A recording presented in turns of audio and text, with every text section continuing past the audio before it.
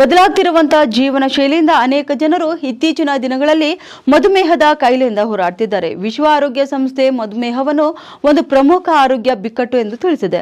ಅಂತಹ ಪರಿಸ್ಥಿತಿಯಲ್ಲಿ ಶುಗರ್ ಪೇಷಂಟ್ಗಳು ತಮ್ಮ ಆಹಾರದ ಬಗ್ಗೆ ತುಂಬಾ ಜಾಗರೂಕರಾಗಿರಬೇಕು. ಹಾಗಲಕಾಯಿ ಜ್ಯೂಸ್ ಮಧುಮೇಹಗಳಿಗೆ ಎಷ್ಟು ಪ್ರಯೋಜನಕಾರಿ ಮತ್ತು ಅದನ್ನು ಯಾವ ಸಮಯದಲ್ಲಿ ಸೇವನೆ ಮಾಡಬೇಕು ಎಂಬುದನ್ನು ತಿಳಿದುಕೊಳ್ಳೋಣ ಬನ್ನಿ. ಇನ್ನು ವಿವಿಧ ಪೋಷಕಾಂಶಗಳು ಇರುವಂತಹ ಹಾಗಲಕಾಯಿ ಜ್ಯೂಸ್ ಕಹಿಯಾಗಿರುವುದರಿಂದ ರಕ್ತದಲ್ಲಿನ ಗ್ಲೂಕೋಸ್ ಮಟ್ಟವು ನಿಯಂತ್ರಣದಲ್ಲಿ ಇರುತ್ತೆ. ಇನ್ನು ಹಾಗಲಕಾಯಿಯಲ್ಲಿ ಪೊಟ್ಯಾಸಿಯಂ, ಕಬ್ಬಿಣ, ಸತು, ಫೈಬರ್, ಫೋಲೇಟ್, ವಿಟಮಿನ್ ಸಿ ಮತ್ತು ವಿಟಮಿನ್ ಎ ನಂತಹ ಪೋಷಕಾಂಶಗಳು ಕಂಡು ಬರ್ತವೆ ಎಂದು ಆರೋಗ್ಯ ತಜ್ಞರು ತಿಳಿಸಿದ್ದಾರೆ. ಇನ್ನು ಹಾಗಲಕಾಯಿ ಜ್ಯೂಸ್ ಯಾವಾಗ ಕುಡಿಯೋದು ಪ್ರಯೋಜನಕಾರಿಯಾಗಿದೆ ಅಂತ ನೋಡಬೇಕಾದ್ರೆ ಅದು ಬೆಳಿಗ್ಗೆ ಖಾಲಿ ಹೊಟ್ಟೆಯಲ್ಲಿ ಹಾಗಲಕಾಯಿ ರಸವನ್ನು ಕುಡಿಯುವುದು ಪ್ರಯೋಜನಕಾರಿ ಎಂದು ತಜ್ಞರು ಹೇಳುತ್ತಾರೆ. ಇದು ದೇಹವು ಹಾಗಲಕಾಯಿಯಲ್ಲಿರುವಂತಹ ಪೋಷಕಾಂಶಗಳನ್ನು ಸರಿಯಾಗಿ ಹೀರಿಕೊಳ್ಳಲು ಸಹಾಯ ಮಾಡುತ್ತದೆ. ಇದರ ಜೊತೆಗೆ ನೀವು ಇಡೀ ದಿನಕ್ಕೆ ಶಕ್ತಿಯನ್ನು ಸಹ ಪಡೆಯುತ್ತೀರಿ. ಇನ್ನು ಎರಡನೇದಾಗಿ ನೋಡಬೇಕಾದರೆ ಇದು ರಕ್ತದಲ್ಲಿನ ಸಕ್ಕರೆ ಮಟ್ಟವನ್ನು ಕೂಡ ನಿಯಂತ್ರಣದಲ್ಲಿಡುತ್ತೆ.